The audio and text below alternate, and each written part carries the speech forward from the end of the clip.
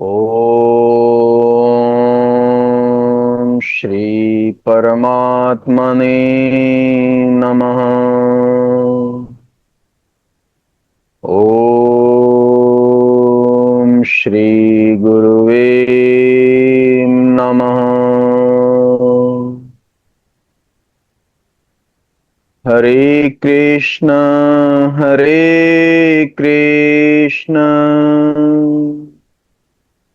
Krishna Krishna Hare Hare Hare Ram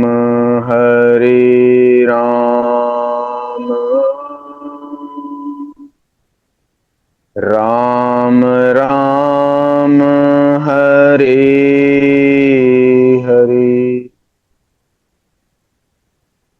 Hare Krishna Krishna Krishna Hare Hare Hare Ram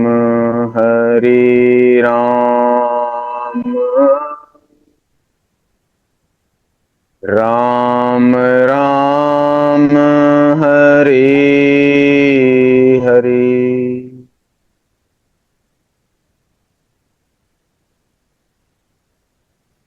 thank you Rajesh ji, thank you. Song of spirit मतलब कि ये जो सांस है यही हमारा सॉन्ग ऑफ स्पिरिट है, यानी कि जो ओंकार की ध्वनि है, जो हर क्षण हमारे भीतर गूंजता रहता है। इसलिए भगवत गीता को सॉन्ग ऑफ स्पिरिट बोला गया, सेलेस्टियल सॉन्ग बोला गया कि ये शंखनाद दूर दूर तक जाता है, हायर कॉन्शियसनेस तक जाता है। और ये जो श्लोक हैं 20 से 23 तक, इसमें यही बात बताई गई है कि किस तरीके से जो नाद हैं वो अंदर उत्पन्न होते हैं और इन नादों के माध्यम से हमारे अंदर जो वाइब्रेशंस होती हैं उसी से हमारा एस्ट्रल बॉडी, फिजिकल बॉडी ये बनती है, इनका निर्माण होता है और इसी से हमारे संस्कार बनते हैं। अभी तो हमारे संस्कार कौन से हैं? मन की प्रवृत्तियों वाले संस्कार हैं, इंद्रियों की प्रवृत्ति वाले संस्कार हैं। कहीं हमने मटेरियल डिजायर के साथ अपनी दोस्ती कर रखी है, कहीं हमने काम क्रोध के साथ कर रखी है, कहीं राग द्वेष के साथ दोस्ती कर रखी है। ये सारी दोस्ती छूटती जा रही है। तो यहाँ पर ये बताया जा रहा है इस श्लोक में कि जो कपिध्वज है, उसको हमने कल देखा कि कपिध्वज का क्या मतलब है। और अर्जुन ने भगवान श्री कृष्ण को कहा कि मेरे रथ को दोनों सेनाओं के बीच जाकर खड़ा कर दीजिए। तो यहाँ पर महाभारत हमें सिखाता है कि ये जो युद्ध है, ये लड़ाई गुड और बैड यानी कि पांडवों के और कौरवों के बीच के है। ये बात अब हमें अच्छी तरीके से समझ आ गई है कि मन की प्रवृत्तियां एक तरफ खड़ी हैं और एक तरफ विवेक बुद्धि की जो फैकल्टीज हैं, जो उसकी शक्तियां हैं, वो एक तरफ खड़ी। अब हर बार अब हमें नोटिस करना है कि कौन जीत रहा है, ये अब हमें देखना है। हर पल, हर मिनट, हर घंटे, पूरी जिंदगी, तमाम जिंदगी अब हमें ये देखना है कि इस युद्ध में जीत कौन रहा है। तो भगवान श्री कृष्ण सारथी बनकर अर्जुन के रथ पर सवार हैं, बैठे हैं। तो इसका मतलब ये है यहाँ पर कि जो अर्जुन है, self control, fiery self control word दिया है कि उसके अंदर उत्सुकता है। अर्जुन क्या है? एक फायर है। ये जो फायर है इनकी चित्रा नाड़ी, इनकी हम उस अंदर वाले दरवाजे तक पहुंच तो जाते हैं, लेकिन फिर उसके बाद क्या होता है?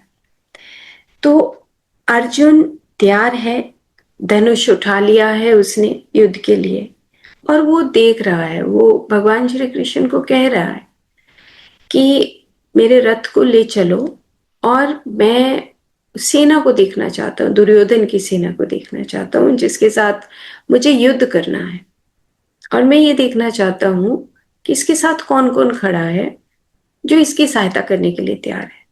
यानी कि हमारे शरीर के अंदर ऐसी ऐसी चीजें छुपी हुई हैं जो मन की प्रवृत्तियों के साथ तैयार है जाने के लिए ना, मतलब फायर है लेकिन सारी मन की प्रवृत्तियों का साथ देने के लिए तैयार है।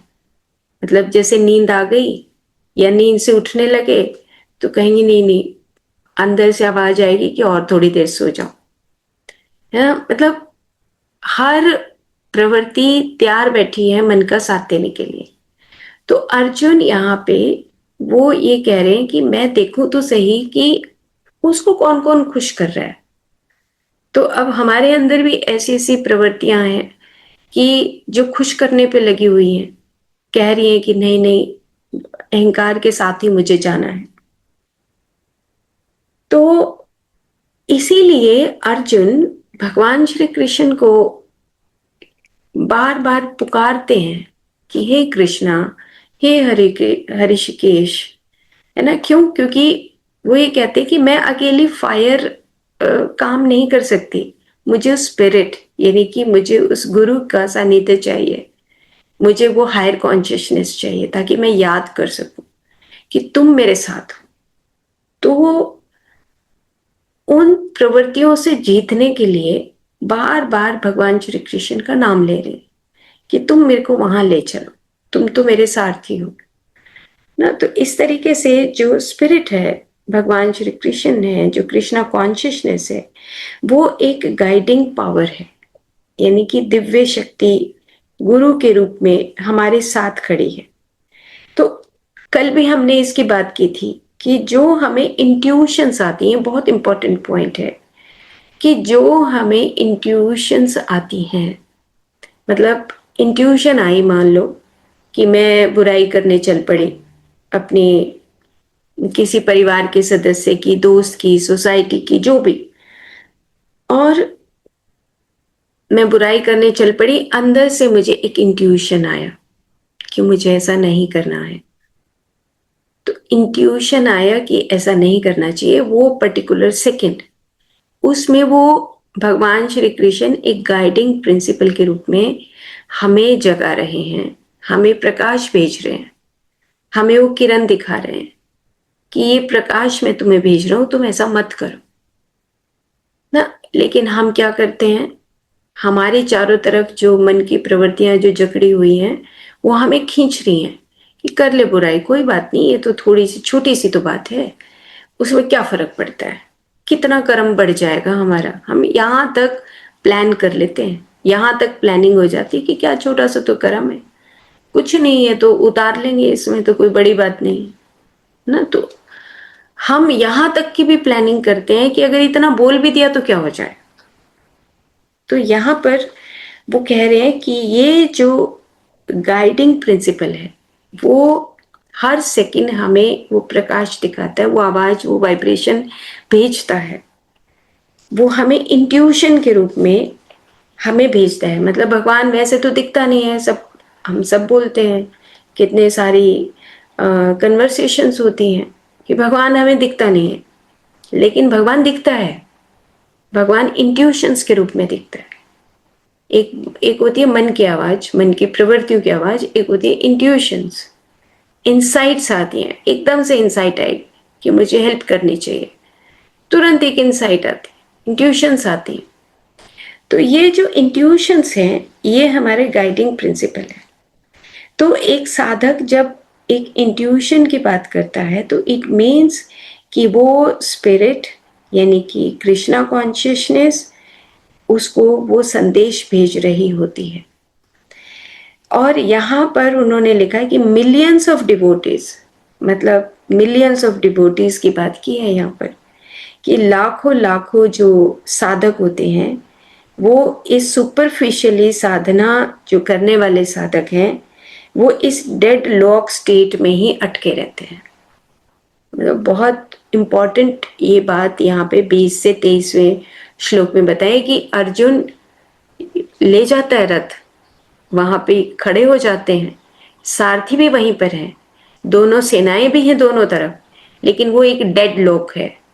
वो कहते हैं कि लाखों साधक वहीं पे अटके रहते हैं, क्योंकि वो मन की प्रवृत्तियों से बाहर निकल ही नहीं पाते, वो उस फायर को इग्नाइट नहीं कर पाते, उस फायर को मूवमेंट नहीं दे पाते। क्यों? क्योंकि वो जो स्पिरिट है, जो इंट्यूशन है, जो उसकी आवाज आती है, उस आवाज को वो जानते हुए भी, उसको पहचानते हुए भी उसको मैनिफेस्ट नहीं कर पाते, आगे ला नहीं पाते, क्रिया नहीं कर पाते, उसमें कर्म में परिवर्तित नहीं कर पाते। तो उन्होंने ये बताया है कि ये जो 2 फेजेस ऑफ इनर बैटल है, मतलब जो डेडलॉक स्टेट है, जो साइकोलॉजिकल स्ट्रगल और जो सोल फोर्सेस हैं, उन दोनों का जो शांत और इंट्यूटिव फोर्स है, और एक तरफ हमारी जो मन की प्रवृत्तियों की जो फोर्स है, उसके बीच में ही सालों साल निकल जाते हैं, साधक उससे आगे बढ़ ही नहीं पाता। तो ये डेड लॉक स्टेट यहाँ पर बोला है कि इसी में पड़े पड़े कई साल जन्म निकल जाते हैं, क्योंकि हम मन की प्रवृत्तियों में ही उलझे रहते हैं। तो अब और आगे उन्होंने बताया कि स्टेज 1 क्या है, और स्टेज 1 है साधक जो मन की प्रवृत्तियों से इस युद्ध को जीत लेता है, कि मेडिटेशन की सेकंड स्टेज में पहुंच जाता है। यानी कि सबसे पहली जो स्टेज है ये है कि मन की प्रवृत्तियों को परे हटा देना। अब ऊपर से एक इंट्यूशन आई कि मुझे ऐसा नहीं करना, और मन की प्रवृत्तियों को हटा देना कि नहीं नहीं, ये मन की प्रवृत्तियां आएंगी, क्योंकि हर सेकंड आती है। ये तो परिवार है, परिवार में हम रहते हैं, ये संसार है, हम बार बार हर जन्म में जन्म परंपरा, हमारा पहला पाथ तो यही है कि जन्म परंपरा, उसमें बार बार ये हर्डल्स आती हैं, और इस हर्डल्स में सबसे पहली स्टेज हमें पार करनी होती है कि जो मन की प्रवृत्ति को थोड़ा सा साइड में कर दें, हटा दें, तब कहीं साधक सेकंड स्टेज पे पहुंच पाता है। अब सेकंड स्टेज क्या है कि जो उसकी चेतना है, उसकी जो सांस ऊर्जा है, वो सेंट्रलाइज्ड होने लगती है, स्पाइनल सेंटर्स की तरफ आने लगती है। अब देखो 2 स्टेज हैं, यानी कि जैसे हमने आंख बंद की, आंख बंद करने के बाद हमारे मन के अंदर बहुत सारे विचार आते हैं, और वो विचार आते रहते हैं, आते रहते हैं, आते रहते हैं, तो हम अपनी सांस के ऊपर जाते हैं, फिर सांस के ऊपर जाते हैं, फिर सांस के ऊपर जाते हैं, फिर मन भटक जाता है, फिर कहीं बाहर कहीं हमारा दिमाग चला जाता है, फिर से हम सांस के ऊपर आते हैं। तो ये पहली स्टेज हो गई कि हम मन को हटा रहे हैं, मन की प्रवृत्तियों को हटा रहे हैं, कहीं पैर में बेचैनी लगती है, वो हटा रहे हैं। फिर दूसरी स्टेज है कि हम सांस को अलाइन करने लगते हैं, यानी कि सेंट्रलाइज्ड करते हैं। तो जब सेंट्रलाइज्ड करते हैं तो इसका मतलब ये हुआ कि अब सांस का ऊपर से लेके नीचे तक और नीचे से लेके ऊपर तक हमारा वो प्राण का प्रवाह होने लगा है, प्राण अग्नि जागने लगी है, प्राण अग्नि जागृत हो रही है, मन की प्रवृत्तियां हट के। और ये स्टेज हम सबके पास धीरे धीरे आती है, लेकिन बीच बीच में कहीं दिन भर की एक्टिविटीज होती हैं, कहीं तनाव होता है, तो वो फिर स्टेज आनी मुश्किल हो जाती है, लेकिन आ जाती है। तो ये जो सेकंड स्टेज है ये बहुत इंपॉर्टेंट बताई गई है कि ये सेंट्रलाइज्ड होने लगती है, हमारी सांस ऊर्जा स्पाइनल सेंटर्स की तरफ जाने लगती है। और जो स्पाइनल सेंटर्स है वो जब एक युद्ध क्षेत्र है, ये जो युद्ध का क्षेत्र है, जो हम बार बार कुरुक्षेत्र बोलते हैं, कर्म क्षेत्र बोलते हैं, उसके बीच की जो स्टेज है, एक धर्म क्षेत्र है, एक युद्ध क्षेत्र है, और एक कुरुक्षेत्र है, कर्म का क्षेत्र है। उसके बीच में कर्म क्षेत्र से पहले युद्ध क्षेत्र हुआ है, जहां पे दोनों की सेनाएं खड़ी हैं। ये कॉमन फील्ड है, यानी कि जो हमारा पीछे का जो स्पाइनल कॉर्ड है, उसके अंदर जो स्पाइनल फ्लूइड है, ये कॉमन फील्ड है, यानी कि यहीं पे सब कुछ घटित हो रहा है। और ये कॉमन फील्ड है ये क्या है कि यहाँ पर आध्यात्मिक बल यानी कि स्पिरिचुअल फोर्सेस भी खड़ी हैं, और इसके विपरीत की जो शक्तियां हैं, जो पुराने संस्कार हैं, चित्तवृत्तियां हैं, अहंकार है, जो इंद्रियों की प्रवृत्तियां हैं, जो कि बहुत सूक्ष्म हैं, ये दोनों फोर्सेस इसी स्पाइनल कॉर्ड के अंदर रहती है। इसीलिए कहते हैं कि जब बच्चा जन्म लेता है तो जब उसकी शुरुआत होती है तो हृदय और उसकी ब्रेन और स्पाइनल कॉर्ड उसकी बनती है कुछ महीनों में। तो सारी आसपास की जो, अब जैसे मान लो एक माँ जब अपने बच्चे को अंदर ग्रो कर रही होती है तो उसकी माँ जिस घर में है ना, माँ कहीं काम कर रही है ना, मतलब माँ मतलब माता पिता दोनों ही, और जिस घर में रह रहे हैं तो उसका प्रभाव, वो जहाँ काम करने के लिए जाती है, तो ये सारे प्रभाव धीरे धीरे उसके चारों तरफ जो एक संस्कार है, जो उसका जो हम गर्भाधान संस्कार बोलते हैं, ये सारी चीजें उसके ऊपर इम्पैक्ट डालती हैं और उसी से उसका निर्माण होता है। तो ये जो सेंट्रल कॉमन फील्ड है, यहाँ पर आध्यात्मिक, अगर माँ अच्छा आध्यात्मिक बल देती है तो उस बच्चे के अंदर वही आध्यात्मिक बल भी साथ में आता है। तो इस प्रकार से बताया गया है कि जब यह युद्ध शुरू होता है तो ये चित्त वृत्तियां हमें खींचती हैं बाहर की तरफ, और साथ ही साथ विवेक बल भीतर की तरफ खींचता है। मतलब दोनों तरफ का युद्ध जैसे होता है कि मन की प्रवृत्तियां बाहर खींचती हैं और विवेक बल जो है वो हमें अंदर की तरफ खींचता है। अब यहाँ पे क्या करना है कि फिर क्या करता है एक डिवोटी, मतलब प्रार्थना करता है काम स्पिरिट से, भगवान से, अपने गुरु से प्रेयर करता है कि तू मुझे बचा ले, तू मेरे साथ खड़ा हो जा। बार बार हम भगवान को जो याद करते हैं कि जो मेरा रथ है ये तू संभाल ले, मतलब एक शरीर है जो बॉडीली किंगडम है, उसको भी ये बोलते हैं कि मैं थक गया हूं, तुम मेरे को संभाल लो। तो यहाँ पर वो प्रेयर बताई गई है कि गुरु के चरणों में नमन करना, गुरु को याद करना, गुरु को हमेशा अपने साथ रखना कि तू ही तू है ना। तो वो बार बार उसको कॉल करता है कि उसके अंदर फिर क्या होता है कि फिर इंट्यूशंस चलने लगती हैं कि यस मैं तुम्हारे साथ हूँ।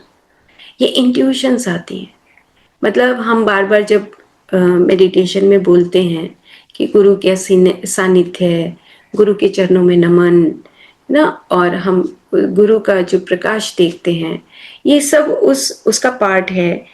उस पार्ट के बाद क्या होता है, हमें इंट्यूशंस आने लगती है, मतलब ये स्टेप्स बता रहे हैं, स्टेजेस बता रहे हैं कि पहले मन की प्रवृत्तियां हट गई, पहला।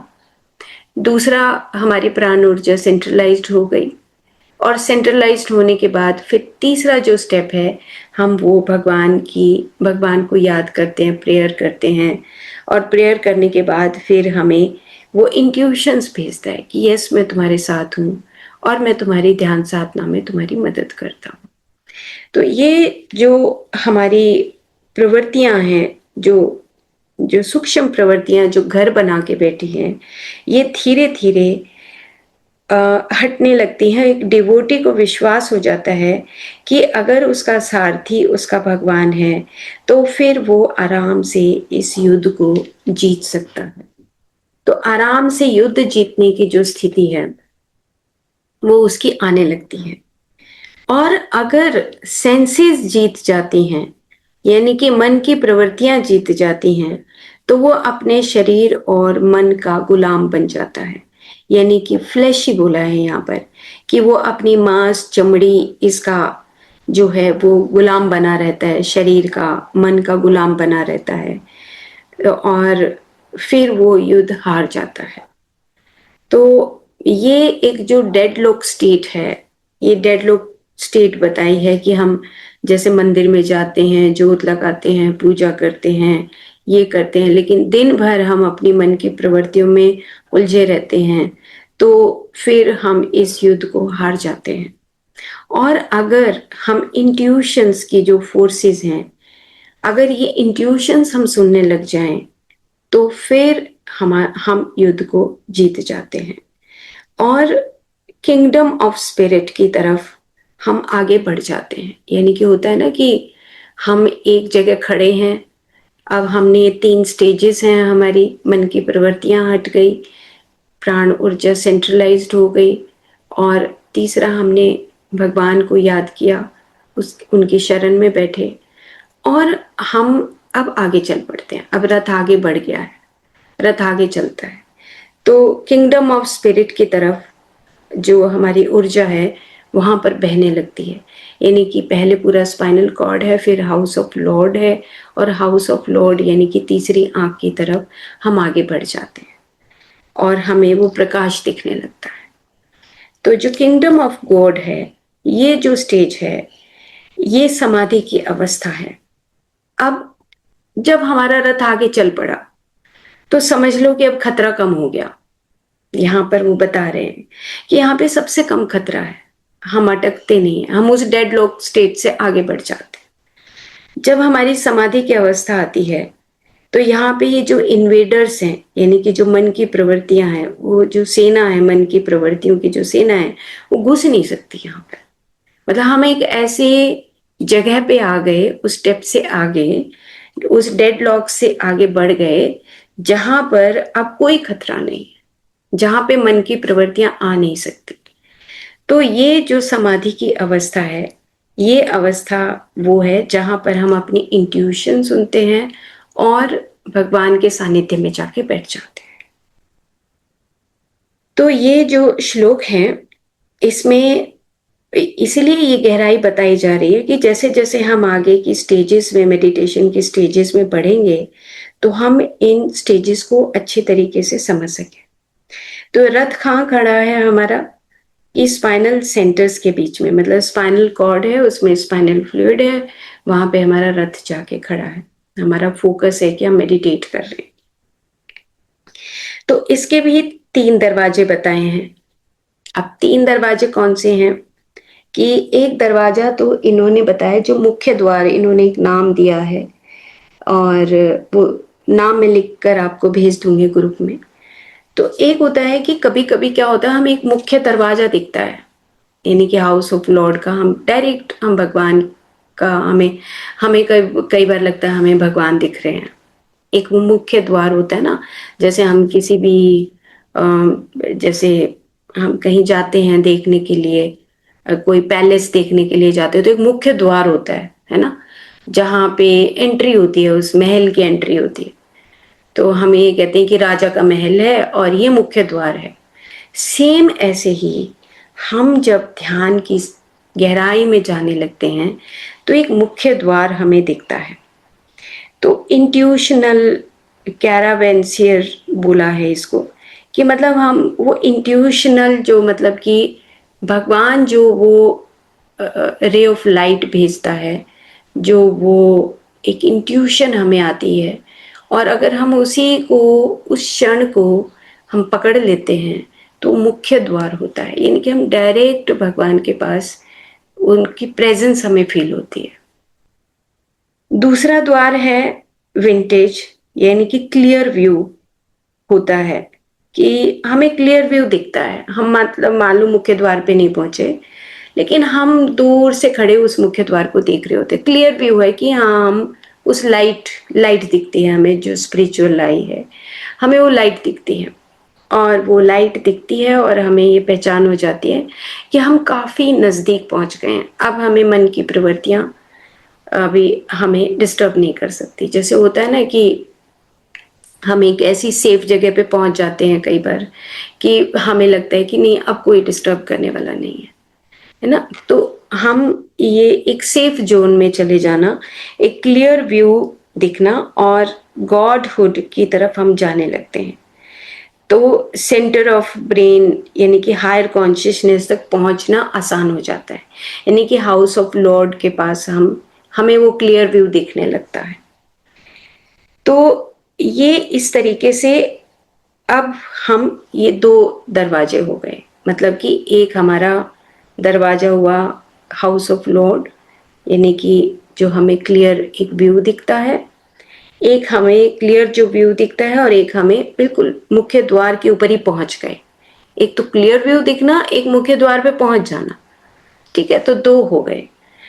अब ये पोलैरिटी बोला है, जैसे कल हमने टंग को ऊपर करके और एक खिचड़ी मुद्रा बताई थी। खिचड़ी मुद्रा को ना थोड़ा सा ऐसे प्रैक्टिस नहीं करनी है, उस प्रैक्टिस के लिए भी नियम होते हैं और उन नियमों का हमें पालन करना होता है। तो जब संडे आएगा तो हम उन नियमों के तहत ही उसको हम सीखेंगे कि मौन में कैसे जाते हैं, और ये बहुत छोटा सा पार्ट है, बहुत सुंदर पार्ट है, हम उसको सीखेंगे और उसको प्रैक्टिस भी करेंगे ताकि हम उसमें गलतियां ना करें, ठीक है।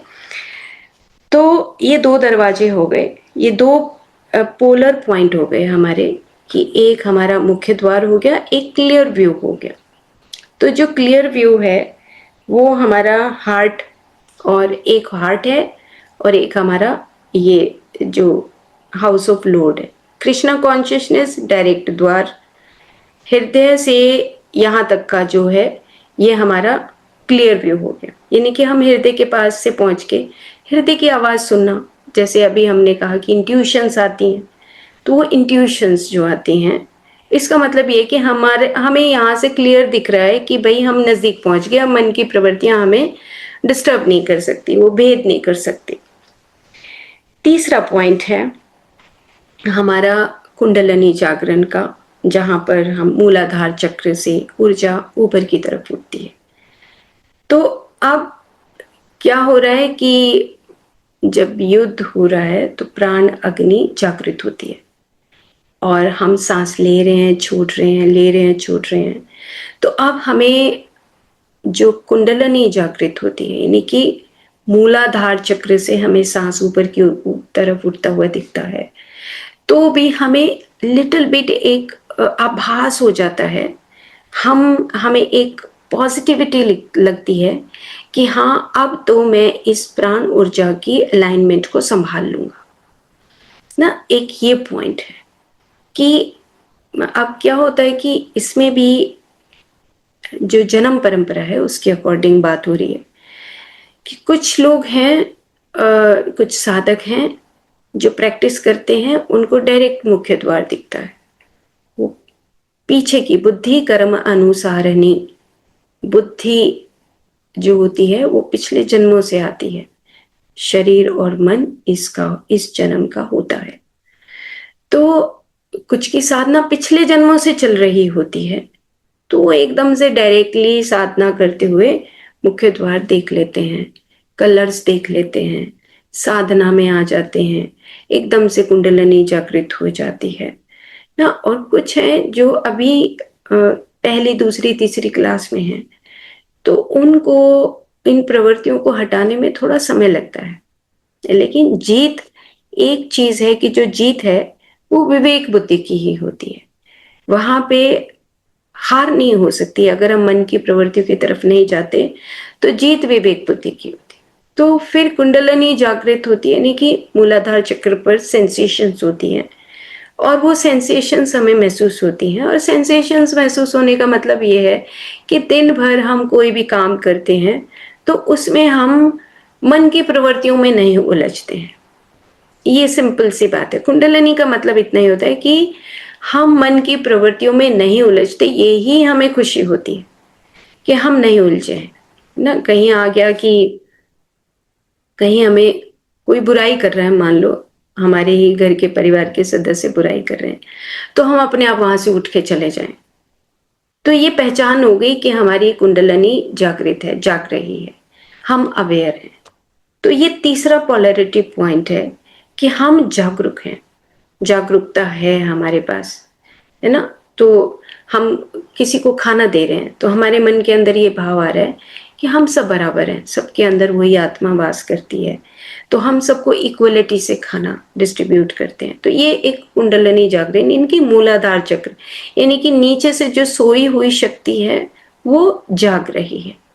तो ये पोलैरिटी जो पॉइंट है, और फिर क्या होता है, इससे फिर चेतना ऊपर की तरफ अग्रसर होती है, ऊपर की तरफ जाती है, बढ़ती है। तो अब 3 पॉइंट हो गए। 3 पॉइंट में एक नेगेटिव है, एक पॉजिटिव पॉइंट है, यानी कि मूलाधार चक्र से लेके हृदय चक्र तक नेगेटिव और पॉजिटिव, यानी कि बीच का जो नेगेटिव और पॉजिटिव जो ऊर्जा है ऊपर नीचे होती रहती है। फिर ये अवस्था चली जाएगी, फिर हृदय की अवस्था आएगी, वहां पे वो नेगेटिव है और ऊपर हाउस ऑफ लॉर्ड का वो पॉजिटिव बन जाता है। फिर वो अवस्था आती है। अब ये अवस्थाएं हैं, अलग अलग स्टेजेस हैं। ये स्टेजेस किसी की भी पहली दूसरी ऐसे हो सकती है, ऊपर नीचे हो सकती है, डिपेंड करता है कि हमारी साधना कैसी है। और फिर यहां से हाउस ऑफ लॉर्ड से फिर कॉस्मिक कॉन्शियसनेस तक, फिर पॉजिटिव और नेगेटिव, यानी कि ये अवस्थाएं हैं मूलाधार चक्र से हृदय तक, हृदय चक्र से हाउस ऑफ लॉर्ड तक, हाउस ऑफ लॉर्ड से कॉस्मिक कॉन्शियसनेस तक। ये अब हम धीरे धीरे उस स्टेप में आगे बढ़ते हैं। तो पूरा जो ब्रेन से लेके और स्पाइनल कॉर्ड, यानी कि जो हमारा मस्तिष्क है और मस्तिष्क के पीछे जो हमारा मेरुदंड है, उसके पीछे जो स्पाइनल फ्लूइड है, उस फ्लूइड के अंदर दोनों सेनाएं खड़ी हैं। रथ बीच में खड़ा है, यानी कि फायर खड़ा है, फायर एलिमेंट, प्राण ऊर्जा खड़ी है। और दोनों तरफ ये जो युद्ध की जो सेना है, ये युद्ध क्षेत्र है, युद्ध युद्ध का स्थान है। कर्म क्षेत्र, जैसे मेरे हाथ हिल रहे हैं, पैर हिल रहे हैं, शरीर है, ये कर्म क्षेत्र है। लेकिन युद्ध का जो स्थान है वो हमारा स्पाइनल कॉर्ड है। ठीक है। और धर्म क्षेत्र क्या है? जो हमारा पीछे हमारी जो सूक्ष्म शरीर के अंदर जो गुण पड़े हैं, एक योगी की जो अवस्था है वो भीतर छुपी हुई है। योगी जिस दिन हम बन जाएंगे, धर्म को बताने की कोई जरूरत नहीं, धर्म का बयान होता नहीं, सिर्फ योगी का ही बयान होता है। जो योगी बन गया उसको वो ही धर्म की स्थापना कर सकता है। ये भगवत गीता का सार है।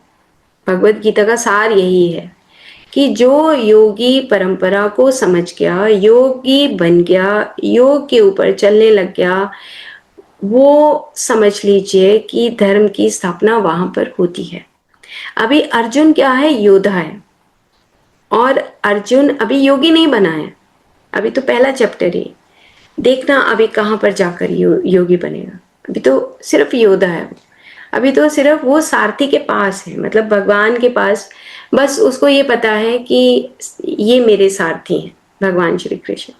लेकिन अभी योद्धा है, योगी नहीं बना है, क्योंकि तभी क्वेश्चन हो रहे हैं। और जिस दिन योगी बन जाएगा उस दिन ये क्वेश्चन खत्म हो जाएंगे। उस दिन क्वेश्चन होगा ही नहीं, उस दिन युद्ध भी खत्म। ये युद्ध जब तक है जब तक योगी नहीं बना। अभी योद्धा से योगी तक का वो रास्ता तय कर रहा है।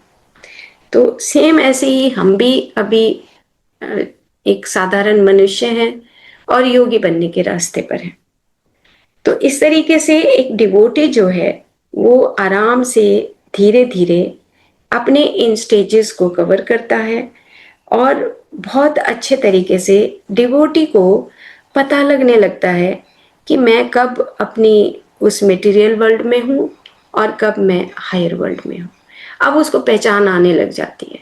अब ये साधना हमारी इतनी गहरी हो जाती है कि अब हमें ये पहचान आ जाती है कि मैं अब कौन सी दुनिया में हूँ। मैं मन के साम्राज्य में रह रहा हूँ या अब मैं आत्म तत्व के साम्राज्य में रह रहा हूँ। ये हमें पहचान आने लग जाती है। उसके बाद फिर बस थोड़ा सा जो पॉइंट है उन्होंने सहस्रार का बताया है। सहस्रार में जो कमल खिलते हैं, जो कमल की पंखुड़ियां हैं, हम बार बार सहस्रार की बात करते हैं, थाउजेंड्स ऑफ पेटल्स खुलती हैं। तो ये बताया है कि जो ये अब सेरिब्रम है, अभी तक हमने हाउस ऑफ लॉर्ड, हार्ट, मूलाधार की बात की, अब यहाँ पे हम सहस्रार की बात यहाँ पे पहुंच गए हैं। यहाँ पे सभी का सत्व है, यहाँ पे असेंस है, मैट्रिक्स है, यानी कि ऑल फोर्सेस, जितनी भी हमारे अंदर जो बल है उसका यहाँ पे वो असेंस है, सत्व है। और उस सत्व से एक एक पंखुड़ी का निर्माण होता है, यानी कि वाइब्रेशंस है। जब हम सहस्रार की पिक्चर कभी नेट के ऊपर देखते हैं तो बहुत सारे कलर्स में दिखाई जाती है ना, कि वो डिफरेंट डिफरेंट कलर्स होते हैं, यानी कि डिफरेंट डिफरेंट वाइब्रेशंस उसके अंदर वो प्रस्तुत की गई, डिफरेंट डिफरेंट कलर्स बताए गए हैं, डिफरेंट डिफरेंट साउंड्स होती हैं। जैसे यहाँ पर बताया कि जो 50 हमारे जो क ख ग आ ई जो हमारे स्वर हैं ना, जो व्यंजन हैं, ये कहाँ से उत्पन्न हुए? ये वहां से उत्पन्न हुए जहां से ये वाइब्रेशंस, जो एनर्जी पैकेट्स हैं, वो इकट्ठी होती है और उससे एक पर्टिकुलर साउंड आती है, ध्वनि आती है। तो इस प्रकार से ये हजारों की संख्या में जो ये पंखुड़ियां हैं, ये बीज ध्वनियां हैं, ये बीज ध्वनियां बताई गई हैं कि जब ये उत्पन्न होती हैं तो उन तरंगों के द्वारा एक साधक धीरे धीरे इवॉल्व होता है। और ये बीज ध्वनियां हैं। जैसे बीज ध्वनियों में जो उन्होंने बताया कि फिर से संस्कृत भाषा को एक गॉड लैंग्वेज बताया गया और बताया गया कि ये जो पेटल्स हैं, ये हजारों जो पेटल्स हैं, ये ध्वनियां प्रकट करती हैं, सिम्फनीज हैं, ये अलग अलग वाइब्रेशन, मतलब कि ये हमारा ताज है। अब यहाँ पे हमारा आत्म तत्व, मतलब महाचैतन्य यहाँ पर बैठे हैं। तो जो प्रत्येक अल्फाबेटिकल जो वाइब्रेशन है वो एक स्पेसिफिक पेटल को दर्शाती है। इस प्रकार से जैसे अब अगर हम कॉक्सीजियल यानी कि मूलाधार चक्र पर 4 पेटल्स के कमल का फूल है, 4 पेटल वाला, फिर उसके बाद फिर हम स्वादिष्ठान पे जाते तो 6 पेटल्स हो जाती हैं।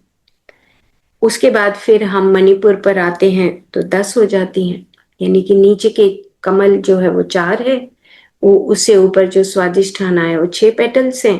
इनकी हमारी वाइब्रेशंस बढ़ती चली जाती हैं, एक्सपेंशन हो रहा है ना, वो कॉन्शियसनेस बढ़ रही है। और जब हम हृदय चक्र तक आते हैं तो 12 पंखुड़ियां हो जाती हैं, और उसके बाद जब विशुद्धि तक आते हैं तो 16 पंखुड़ियां हो जाती हैं, और उसके बाद जब हम आज्ञा चक्र पर आते हैं तो सिर्फ 2 रह जाती हैं। जो स और ह की हम बात करते हैं, शम की बात करते हैं, स और ह की जो बात करते हैं, वहां पे सिर्फ ये असेंस पहुंचता है। फिर ये जो एक डोर्सल लेवल पे, यानी कि भौतिक जगत पर जो भी कुछ दिख रहा है उसका जो सार है, उसका जैसे हम बोलते हैं ना तन मात्राएं, तन मात्राओं का स्थान है ये वाला हिस्सा। यहाँ से ऊपर ये तन मात्राओं का स्थान होता है, यानी कि बियॉन्ड टाइम जाने की स्थिति। तन मात्राएं जो हैं वो टाइम में नहीं आती, टाइम में आते ही वो ज्ञान इंद्रियों में परिवर्तित हो जाती है।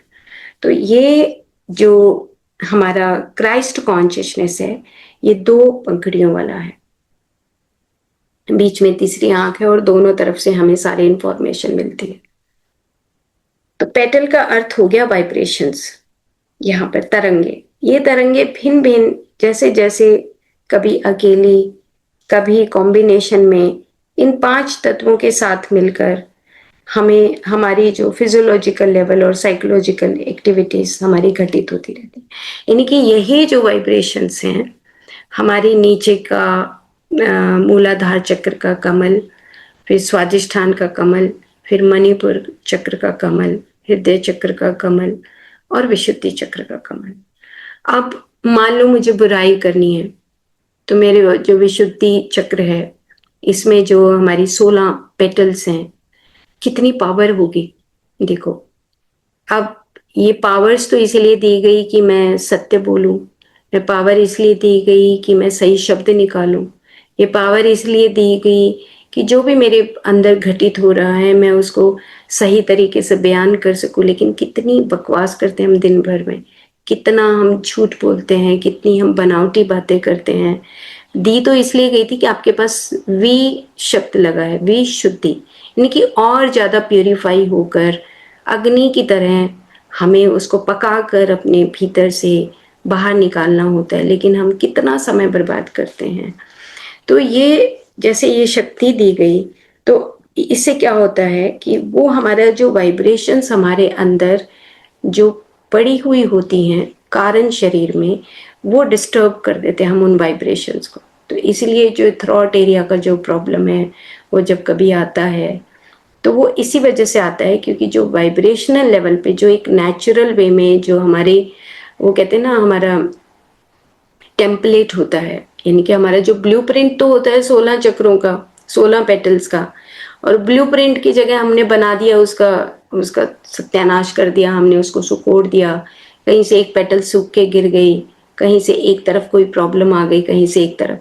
तो सारा ये जो वाइब्रेटरी लेवल पे ये बताया गया है कि जो तरंगे हैं, इन तरंगों के आधार पर ही हमारा भौतिक शरीर प्रकट होता है। हमारी फिजियोलॉजिकल जो एक्टिविटीज होती हैं वो इन तरंगों के माध्यम से ही होती हैं। तो इस तरीके से जो परम गुरु लहरी महाशय जी हैं, उन्होंने 72,000 नाड़ियों का चार्ट बनाया था उस वक्त जब वो भगवत गीता लिख रहे थे, परमहंस योगानंद जी। तो लहरी महाशय जी के जो पौत्र थे, उन्होंने आनंद मोहन लहरी जी ने उनको एक पिक्चर दी थी कि तुम ये पिक्चर है ना जब भगवत गीता में जरूर इन्वॉल्व करना, ये आगे आने वाले चैप्टर्स में आएगी। तो उन्होंने कहा कि ये 72,000 नाड़ियों को अगर हम विकसित करना चाहते हैं तो हमें अपनी सांसों के माध्यम से इस बीज ध्वनि को, ओंकार को, प्राण ऊर्जा को, प्राण अग्नि को हमें पहचानना होगा, अगर एक साधक सही मायने में अपनी साधना को आगे बढ़ाना चाहता है। तो ये बीज साउंड की प्रैक्टिस है, ओम चैंटिंग है, मंत्र चैंटिंग है, ये सब अभ्यास एक डिवोटी को वहां पे वो दरवाजा खुलने की स्थिति तक ले जाते हैं। और इस डिवोटी का जो मनस है, अगर वो मूलाधार पर भी लेकर जाता है तो उसको वो साउंड सुनती है, बीज साउंड जो है उनका उद्गम होता है, उदय होता है। तो मूलाधार का एक चक्र का एक एग्जाम्पल बता दिया कि हमें कभी कभी जो प्रैक्टिस है वो मूलाधार तक पर करनी चाहिए, एटलीस्ट हमें 2 से 3 मिनट, 5 मिनट, और फिर धीरे धीरे हमें सभी चक्रों की प्रैक्टिस करनी चाहिए। तो इस प्रकार से हम अंडरस्टैंड कर सकते हैं कि हमारी जो डिजायर्स हैं, जो हमारा पहला जो डिजायर, अगर कोई इच्छा शक्ति उत्पन्न होती है तो हम उसको, अब डिवोटी इतना जाग जाता है कि अब इन इच्छाओं के प्रति वो अट्रैक्ट नहीं होता, वो रोक सकता है और पुरानी जो हमारी प्रवृत्तियां हैं उनको वो खत्म कर सकता है। तो धीरे धीरे अभ्यास से हम मूलाधार से और सहस्रार तक इन वाइब्रेशंस को पहचान सकते हैं, सीख सकते हैं और हम आगे बढ़ सकते हैं। और उस डिवोटी का, साधक का ये भ्रम टूट जाता है कि यानी कि तुम सॉलिड, यानी कि तुम भौतिक शरीर नहीं हो, तुम ये वाइब्रेशन से बना हुआ ही एक हिस्सा हो। तो ये इस श्लोकों का पूरा गहराई से बताया हुआ सार है कि जो 20 से 23 जो श्लोक हैं, इसका जो गहराई का जो सार है वो यहाँ पे बताया गया है। तो thank you. Thank you ma'am, thank you so much. मतलब रस्सा खिंचाई हो रही है, रस्सा खींचने वाला गेम होता है ना, वो इधर से खींच रहे हैं, वो इधर से खींच रहे हैं, फिर वो समुद्र मंथन वाला सीन आ गया शायद मैम, ये तो है ना। मंथन है, और ये मंथन जो है और इसमें कितनी बार मन की प्रवृत्तियां जीतती हैं। देखो दिन में अगर हम सारी एक्टिविटीज को लिखें, मान लो 500 एक्टिविटीज हैं, मान लो 50 हैं, चलो 500 नहीं लिख सकते, 50 लिख लेते हैं, 50 नहीं 10 लिख लेते हैं। और 10 में भी हमारे नंबर जो है ना, मतलब 50-50 भी नहीं आएंगे, पासिंग मार्क्स भी नहीं आएंगे, फेल हो जाएंगे, उसमें भी फेल है। तो ये जो प्रैक्टिस है, ये साधना हमें बढ़ानी होगी अपनी, और साधना के बगैर बात नहीं बन सकती। मतलब जैसे जैसे आगे बढ़ रहे हैं वैसे वैसे हमें अंदर से जागृति आ रही है कि बहुत पीछे हैं अभी, मतलब कैसे होगा, है ना, क्योंकि मन की जो प्रवृत्तियां हैं उनको अब पीछे से जो मतलब वो मन की प्रवृत्तियां पता है कैसे महसूस होता है कि ना, मतलब पिछली हमारी इनकारनेशन से यानी कि जन्म है, वहां तक महसूस होने लगता है कि तुम वहां तक ही पकड़ के बैठे हो अभी तक। मतलब ऐसा इतनी गहराई आ गई है कि किसी भी प्रवृत्ति को अगर हम देखें, और प्रवृत्तियां भी ऐसी नहीं होती कि बहुत सारी प्रवृत्तियां भी 3-4 ही हैं जो हमें पीछे खींचती रहती हैं। ऐसा नहीं कि बहुत सारी हैं। जैसे मान लो धन का लालच, अब वो है नहीं लाइफ में, तो वो तो शायद बहुत पीछे छूट गया, है ना। मान लो खाना खिलाने का, कि भाई संग्रह करने का, वो भी छूट गया। लेकिन कुछ ऐसी प्रवृत्तियां हैं जो अभी तक भी नहीं छूटी हैं। तो उन प्रवृत्तियों को खत्म करने के लिए भी कितनी ताकत चाहिए, है ना। वो ही हमें अपनी डायरी में लिखना है। और अगर हम अपनी डायरी में नहीं लिखते हैं तो शायद हम वहीं खड़े हैं बीच में, जो डेडलॉक स्टेट बताइए। ये डेडलॉक स्टेट बड़ी काफी, मतलब ये 3 पेजेस थे इवन की, उसमें कुछ पोर्शन जो है डेडलॉक स्टेट का ही बताया कि मिलियंस ऑफ डिवोटीज वहीं पे ही रह जाते हैं, वो आगे बढ़ ही नहीं पाते। तो डेडलॉक स्टेट है जहाँ पे बस रथ खड़ा है और हम सोचते रहते हैं रोज कि हम तैयारी कर रहे हैं, तैयारी कर रहे हैं। एक तरफ सेना है, एक तरफ सेना है, हम तैयारी कर रहे हैं, तैयारी कर रहे हैं, और तैयारी करते रह जाते हैं, हम चले भी जाते हैं। हम सोचते हैं कि तैयारी कर रहे हैं, तैयारी कर रहे हैं, और उस डेडलॉक स्टेट में ही खड़े हैं, ना इधर के मरे ना उधर पहुंचे। तो वो दरवाजा भी नहीं दिखता। फिर कई बार होता है कि होता है ना कि मृत्युशैया पे पड़े हैं और कोई हमारे वो भगवत गीता कुछ लगा देते हैं कि भाई ये मृत्युशैया पे है, अब लगा दो थोड़ा मृत्युंजय मंत्र लगा दो। अब क्या मृत्युंजय मंत्र उसको समझ आएगा। हम मृत्युशैया पे नहीं समझ आ सकता क्योंकि हमने अपना जीवन खत्म ही कर दिया। हम वहां तक पहुंचते पहुंचते हमें मृत्यु ही आ गई, लेकिन हम वो डेडलॉक स्टेट में ही खड़े रहते हैं।